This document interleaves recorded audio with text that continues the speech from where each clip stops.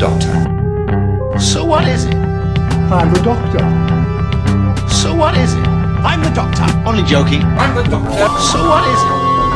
I'm the doctor. So what is it? I'm the doctor. Only joking. I'm the doctor. So what is it? Small off-duty Czechoslovakian traffic warden. So what is it? I'm the doctor. Only joking. I'm the doctor. So what is it? I'm the doctor.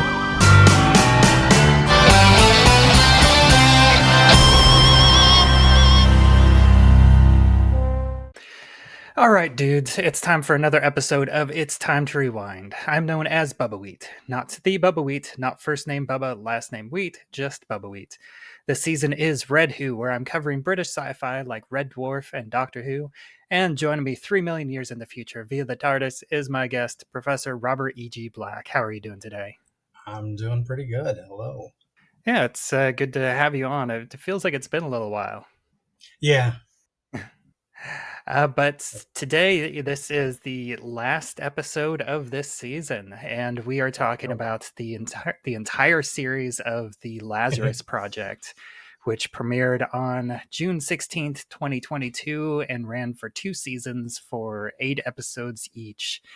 And Robert has watched the entire season. I managed to watch the first 2 episodes, so we'll kind of be, just having a general discussion about the show and where it is, because as far as time loops go, like this entire show is very time loop heavy. It's Yes.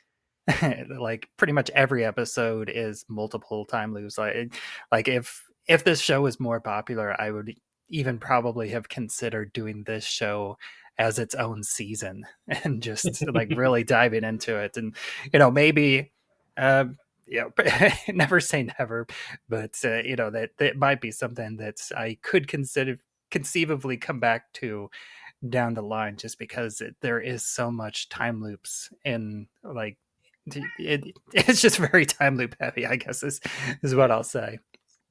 The biggest problem with doing that would be availability. Yeah, that too. know, it might be more available in like the UK, but here you basically just have to buy it on Apple. Right. Yeah, I don't believe it's available on DVD or Blu-ray, and it's not free streaming anywhere at the moment. And if I remember right, I was the one, I found this whenever I was doing my research for this season, looking into British time loop or British sci-fi shows that involve time loops. And then after I sent it to you, you watched it, and then you rewatched it again for this. Yep. So I guess I'm going to throw it over to you. And No, the best way to sell it, I think, is if you want a sort of time travel, time loop series that really delves into how complicated that would be and the moral choices you'd have to make, this is a show for you. Because the basic premise is every July 1st they have, what do they call it? The checkpoint? Checkpoint, yeah. Checkpoint. So if some extinction level event, like nuclear war, gets started in the next year, they can reset to that last July 1st. And some people take a drug so that they can experience those loops. Some people have it naturally. There's a kind of tragic backstory for one character where he had that naturally as a kid, and he didn't know what was going on. There's an even worse tragedy. This is minor spoiler, but I won't tell you whose baby it is. There's a newborn that they know for sure is experiencing the loops and keeps getting born over and over again. And that has got to be like devastating for that thing. So it gets into serious dark territory as well. Yeah, I think that's really a great way to explain this show. This asks like the really dark, deep questions about time loops that most time loop media kind of skips over or plays for laughs in a lot of ways. And I think that it's really fascinating. And in the first episode, we're introduced to George, played by Papa Sidhu, and he is one of those mutants. He has this naturally, but he is someone that comes into it later in life. So he experiences this just here in the in the first time loop of the episode, which was, I think, it was what, 2022 when Yeah, I the think it was the show present aired. of the Yeah, first year. yeah. So it was this kind of first time loop, and he kind of and it's kind of like COVID 2.0. It's it's MERS is what Mm-hmm. they call it, and he has this entire 6 month period starting at on July 1st, where he and his girlfriend he launches this app. So he's kind of celebrating this new job or this new opportunity that he's developing, and then she gets pregnant, they get married, and then this MERS virus, this COVID 2.0 happens, and they both get sick. They start coughing, which in TV shows and movies, that's a death sentence. Yeah. And then they go to the hospital where, the hospital's crowded, everybody's wearing masks again. And then he wakes up again on July 1st and has no idea what's going on. And it's kind of a great first loop experience, because he goes to his app pitch and he is like, we've already done this. I've met you. And the bank officer is just like, no, no, we haven't, you're crazy. and so he doesn't get the loan to launch his app. And then his wife doesn't get, or his girlfriend doesn't get pregnant, because I guess they didn't have the celebration sex, because he didn't get the job. And then he's just like obsessed with this time loop, and like trying to figure it out. And then at the end of the 6 months, as the MERS virus is starting to come out, he's met by Archie, who I didn't realize it until like halfway through the second episode, is the same actress that plays Ronnie in the Sarah Jane Adventures, which I had just Oh, completely gone through that series. I did not realize that. Yeah. Huh. It's been a few years since I watched that show. So.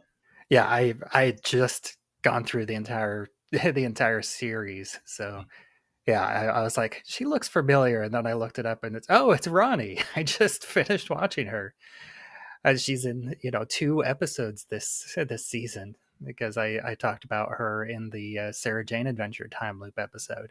And yeah, and then so she gives him an address, and he goes to this building that's like destroyed, and she says, if you experience it again, then come back to this address. And then the time does reset, and then instead of going to his app meeting, he goes to the building, and then he gets recruited into the Lazarus Project, which is this this secret government agency that prevents extinction level events.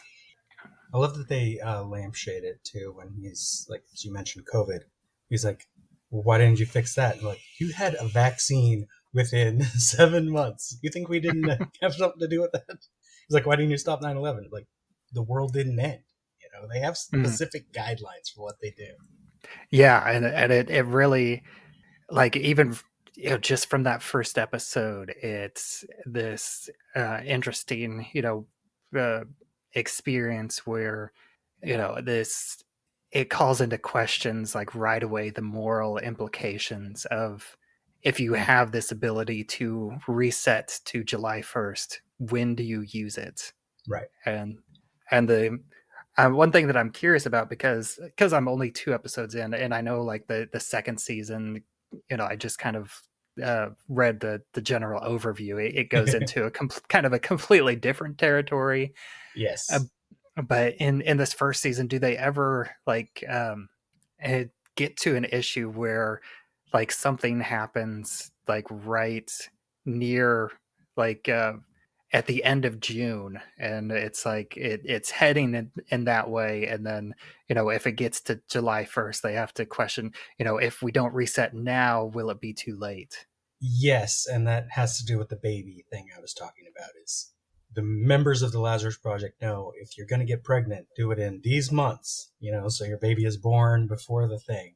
And their timing is coming really close to a checkpoint, and they just want to like reset it now, and they're like, we don't have our standards haven't been met yet, we can't, and it's very sad. Yeah, and there's all these questions about, there's 4 babies born every second, and if you reset, then and that means that there's 4 babies conceived every second. Yeah. And if you reset, then with chaos theory, then it will be a different baby. And they have the question, I think in the second episode, they talk about, the moral implication of, there was a woman that got pregnant, had a baby within the 9 months of the timeline, and then they reset back to before the conception, and she got pregnant again, but it was a different child. So from her perspective, because she remembered it, she lost that baby. Yes, many times. They get to that. You'll get very familiar with the year 2018 in this show, because it was a very bad year for time travel. Yeah, that's a nuclear war starting over and over. 2 agents were trying to stop that, and they keep failing. Meanwhile, and it starts like the woman right having in a baby the second is another episode. one of their agents, and she's the one who, like, she wants them to keep resetting the thing, and they won't, and they can't. And meanwhile, that's also the year that George and his future fiance, wife, girlfriend, whatever she is at various times, Sarah, it's when they met at a party, and it was a party where they had both gone to meet someone else. And so minor changes keep happening that affect the way their relationship is going to be. And so it keeps going with also what is that domino effect on various relationships. If someone dies, but you save the world, you can't reset and save them, which you would have just gotten to at the end of episode 2. Yeah. Yeah, and I think that this show does that great modern. It's funny because I feel like back in the old, back in like the serial era, and like even in the 60s, there was a lot of cliffhanger episodes. Yeah. Where it's like, tune in next week, and now I feel like that has come back in the age of streaming, and there's they end the episode on like a major revelation or a cliffhanger, and I feel like that happens a lot again here in the past 5 years or so. And this show really does that, because at the end of the first episode, they manage to fix the virus problem, and then they pass over to July 1st, and he's having sex with his girlfriend like as it crosses midnight, and then the next day they go and she gets pushed, and then he saves her from getting hit by a garbage truck. But then within the next few days, there's this this rogue agent that is an ex-Lazarus Project member, and he sets off a nuclear bomb, and like everybody in the field dies, including George and all the agents with him. But then the next day, they reset. He wakes up in the middle of having sex with his girlfriend, which that's a way to start the year. Well, there are worse ways that come up later in the show. Actually, I guess that's not a bad way. It's a surprising way, certainly.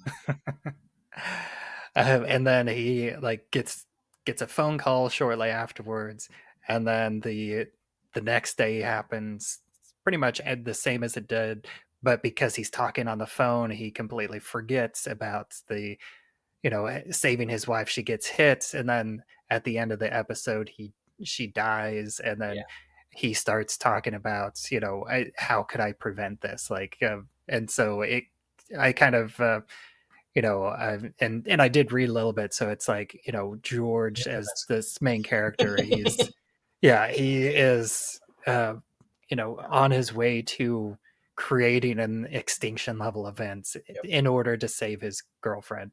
And also, like, just over the course of that second episode, we're given a lot of the 2018 flashbacks, both with the party and with Archie and Ross. And both of them have moments where Archie died, and they um, they actually prevented nuclear war in that because of a freak accident that's killed the head of security, who was, I guess it was the one that ends up, preventing all the coup attempts in this government, and um, he saves her because she accidentally died. And even though the world got saved, they don't explain it yet. I don't know if they'll come back around and explain like how he managed to do that.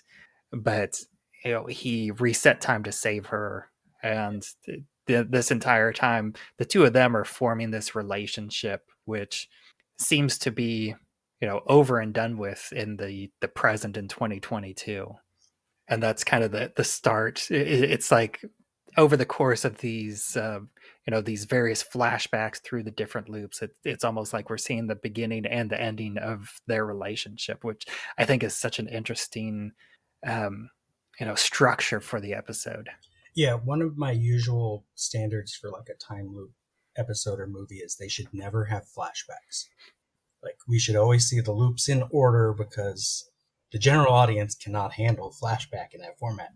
This show does that a lot, and it totally works. There, you have to pay attention because you have to know when things are happening. And there are things in season 2, especially, where you see the same event repeat over and over with tiny little changes because they get stuck in a 3-week loop that might be the end of the universe, or at least Earth. And then they have to keep, and it starts with someone getting shot. So they have to start the loop every time by saving his life or letting him die and figuring out how to hide the body. And it's a convoluted mess where they have to keep doing the same stuff over and over. And there's a raid on a lab toward the end of season 2 that keeps getting bumped up because the people raiding the lab know when the loop resets. So they keep going earlier and earlier. But the people trying to stop them also know when the loop resets. So they keep trying to stop it earlier and earlier. And it's a mess.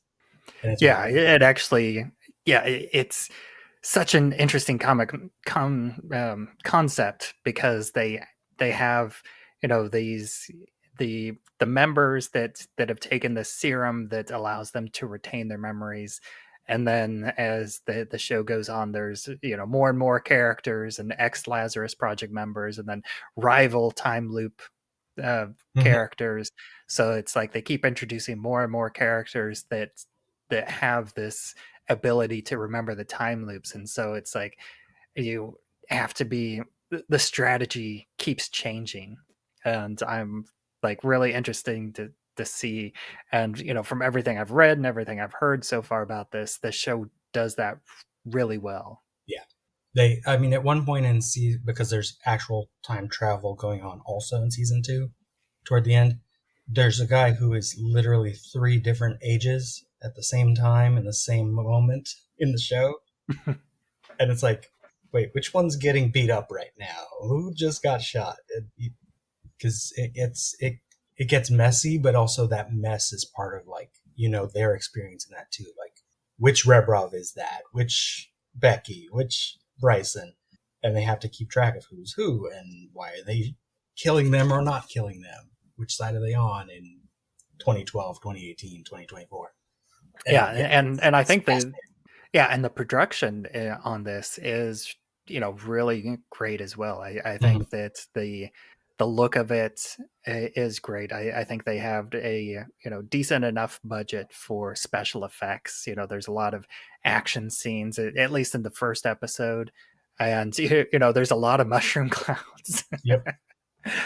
And I think it all works really well. I think that this isn't a show for everybody because I think we kind of touched upon, like, especially that second episode, because there's all these flashbacks and you don't necessarily know firsthand if he's, especially with the party. Like, I think, the flashbacks with Archie, it's kind of, it's hard to delineate different iterations of the time loop because, at least the first couple could conceivably have been the same night. And then as you go on, you kind of realize, especially with the party, that, oh, these are different iterations of the same night. And, they do kind of explain it that because George is somebody that's kind of just developed this memory, and he will start regaining some of the memories of previous time loops,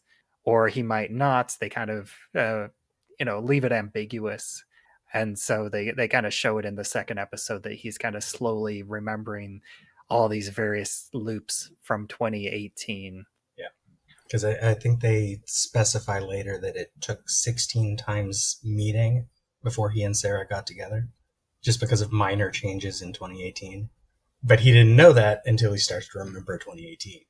And all that. Yeah, and they do have a moment at near the end of that episode where she has the moment. It's like, have we met before? I feel like we've met before.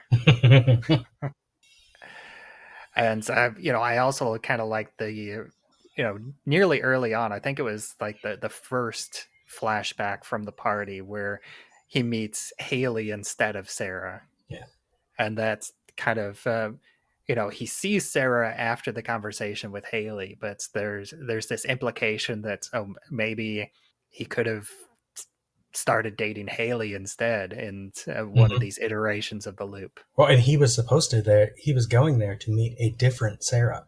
She's not even the Sarah he was supposed to, that his friends wanted him to meet. It's just chance happened that way. She was there to meet some other guy who, because of George, she doesn't end up talking to that night. And I like the I like the one meet cute in there where he ends up stopping the song, and it ends up he ends up stopping her song that she specifically put on. Yep. And then what are some interesting moments later on in this the first season? In the first season, I'd say my favorite things, one we've already alluded to, is the idea of like the rest of what you get in season after episode 2 is how far will you go to force them to reset the clock, and is he going to set off a nuclear weapon? Is he going to kill thousands of people? If that doesn't work, will he have to murder some people? And the moral choices of that, especially once he has to deal with it after the fact and has to try to hide it or not, because maybe he can't, depending on who finds out, is complicated and messy, and they barely recover from it. And then I already talked about the baby thing, which is, trigger warning for anyone who has lost a baby and you go to watch this show. There is an episode that you will have a horrible time, because this baby keeps getting born over and over, and then you find out not only is the mother having to deal with that emotionally and the father having to deal with the baby being reset, the baby, it is implied, is also experiencing being born repeatedly, like over and over, and being reset back into its mother's womb. And so its first memories of life are this horrible thing. The fact that someone put that in a single episode of a TV show is impressive to me. Yeah, and the entire show is this weird mix of, it's really dark because there's a lot, it's a show about extinction level events and killing people. There's a lot of gunplay. Characters die and then get reset, and there's again, going back to the second episode, I think another just fantastic moment, which is, it's a combination of dark, but they also throw in bits of humor in throughout. Even just the act of waking up in the middle of having sex on the resets, that is a funny situation to see play out. But the the other guy that was born with the other mutant on the team, he recruits George and says, do you want to go mess up the guy that pushed your girlfriend in front of the truck? And he's like, yeah. And so they have this moment where he drives him all the way to the guy's house to presumably mess him up, and then he's like, so what, we just wait for him to open the door and then punch him? It's like and then I love the bit of humor. It's like, well, you could punch through the door, and if you could do that, that would be pretty impressive. Shiv is that guy's name is Shiv. He's funny, but also he's like the dour, like kind of sad character the whole time because he's the one he's knew the loops were happening since he was a kid, but wasn't recruited till he was a teenager. Yeah, he's basically, suffering from chronic PTSD. Yeah. Yeah. Another one of my favorite in terms of a humorous moment. It's in season 2. They're in a 3-week time loop. Well, but before you get to that, I just wanted to finish my thought on Yeah. that, but because I like the funny moment there, but I also liked the resolution because that he he decides not to go mess him up because it's like what's the point? It already happened. You can't unmake it, and that's kind of the point that Shiv was trying to testing it. Yeah. But they're in the 3-week loop in season 2, and they're stuck in it. It goes on for, I believe they say 2 years for them, where it just keeps repeating. And at one point, they've figured something out, but they need to get back to the beginning of the loop. And then one guy's like, "Yeah, I don't feel like waiting," and he just shoots everyone at the table and then shoots himself. And it's a weird moment to laugh at, but it's just like, well, that makes sense. You need to get back to the beginning faster. Just do it. Yeah, I mean they use that same humor in Edge of Tomorrow. Yeah, exactly. Because it's from the character's perspective, it's like they have to go through this trauma of being killed, but from the audience perspective, it's like a complete non-issue. It's like what's the quickest way to not have to experience or not have have to wait. It's well, if we're dead, then we'll just right. But then wake they go up back faster. So yeah, why not? I mean, I'm sure that there's a lot to talk about this because there really is so much, and like an episode by episode thing of this would be fun and confusing and weird, just like the show.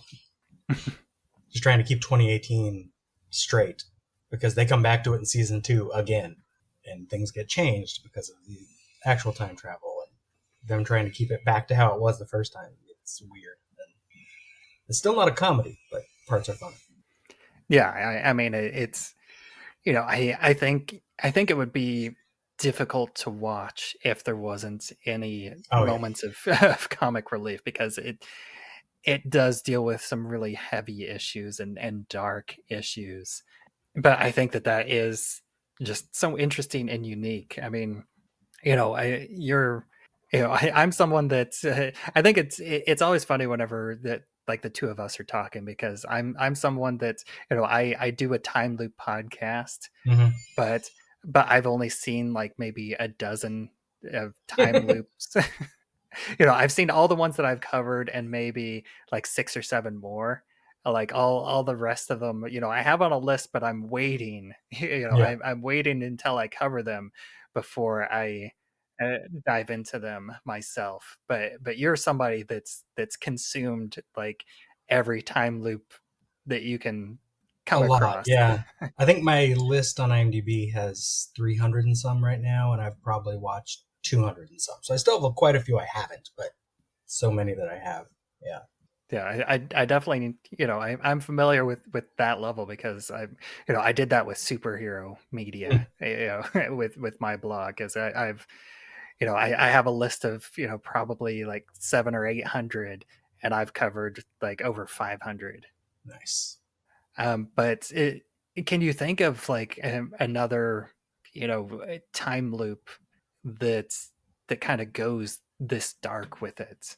Oh, this dark? I was going to say structurally this is closest to the TV show 7 Days, but that was never dark. That generally kept kind of light because it was on Fox, I think it was. I think so. WB. It was on something in the 90s. Dark, wow. What was that one? It's like ATZ or ARC. I think that one was kind of dark, but that one's got a weird loop. It's a movie. Where the whole loop is only like 7 minutes long. Or is it like AR? It's basically in an apartment the whole time. Was it like ARQ? That might be it, yeah. That one I think got pretty dark a few times. Often the time loop things won't get that dark. I mean, you did Time Crimes. Time Crimes is kind of dark because it's kind of like very cynical about everything. Like, oh, I might as well put on this mask. I might as well hurt this person because that's what I did before.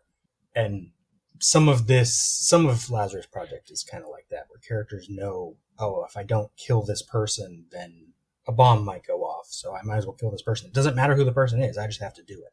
And then like try the Twilight Zone episode Yes. that kind of That one's definitely that dark. begins light. Yeah, that one begins light, but then it gets You slowly dark realize, whenever- this guy's been in a loop a while and he's a horrible person. Yeah, try is a good example.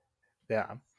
But that's pretty much all I have for this. Again, Yeah, I wouldn't I- want to say too much more specific because I've already spoiled specifics without giving names. But some of that you need to know going in. You need to know about the baby thing because it gets that complicated. You need to know about the guy getting shot right as the loop starts. So they have to deal with the ramifications of a guy who's dying on your floor and, setting off a nuclear weapon and murdering families to save the world is crazy levels of moral quandaries. Yeah, I think it's definitely worth seeking out. Whether you go the proper route or it's if you know where to look and you're willing to sail the high seas to find it, it's out there as well. And I think it's definitely worth checking out. It's very interesting, and like I said, I'm only 2 episodes in, and this is the last episode of this season, so I'm officially done with covering these British sci-fi shows. But I'm definitely planning on finishing this series on my own because it has me hooked just 2 episodes in. Yeah. But thank you for joining me again, and why Welcome. don't you take a moment and let people know where you can be found online. You can find me pretty much on any social media, Robert E.G. Black. My current podcast, as we're recording this, is on hiatus, but should be coming back soon with a season 3, Groundhog Day Project. Season 3 is going to be a speed run where I'm going to try to record an episode a day with no prep and just talk about the movie itself, because season 2 got a little complicated with me doing a lot of behind the scenes stuff and extra blog entry readings, and it was going to last forever, and that was too much. So I'm going to try to speed run it for season 3, which should start coming out sometime in the fall. Yeah, and I don't remember if I've announced it already on a previous episode here, but I have decided what my next season is going to be. I'm hoping to start recording. I'm planning on kind of taking the summer off and start recording maybe late August, early September. But I am going to be doing Happy Death Day and Happy Death Day 2. I'm going to be kind of going back to a more standard format, a slightly more traditional time loop structure. So I'll be doing those one loop at a time again, which I still haven't, like I said, I wait until I cover them before I watch them. I have, borrowed the movies and I've copied them onto my computer, but I have not watched them as of recording yet. I hope to start watching You've never them. seen them? No, I have never seen either one. Oh, wow. I did Nice. look them up, so I'm looking at, I'm anticipating at least 20 episodes. I think that's what it looks like. Although I might do some more if they have like a sneaky montage in there. Like I said, I haven't watched them, so I don't know for sure. Especially in the second one. Yeah, so it might be some more, but I'll have to watch them myself before I get into that. And I still haven't quite figured out a name for the season. I'm kind of floating around with a very merry undeath day to you. But It's a little Christmassy, and there's a lot of Christmas time loops. well, I was thinking You should Alice in save that Wonderland. title for the Christmas time loop season. There's so many Christmas time loop movies.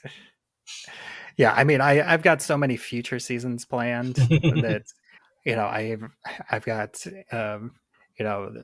potentially for TV or potentially like a superhero season, because there's a lot of DC, especially in the TV with like Lois and Clark Flash, and Flash and Legends of Tomorrow, and I definitely want to do like an anime season, do with Endless Eight and the the Lum movie, and I think there's a few others out there. And I keep thinking about doing like 12 Monkeys 12 times. Yeah. Just do the entire movie 12 times in a row with different guests. But I have a ways There's a to TV go. show of 12 Monkeys, which has a time loop episode. Yeah. But I guess this and until next time, I I guess I have my plugs. If you want to if you want to stay up to date when I'm going to be recording and releasing that next season, you can follow me on social media everywhere where I'm at Bubbawheat. And we have a Facebook group. It's Time to Rewind, a time loop group, and you can join that and you can get updates there. And smoke me a kipper, and I'll regenerate before breakfast the next season.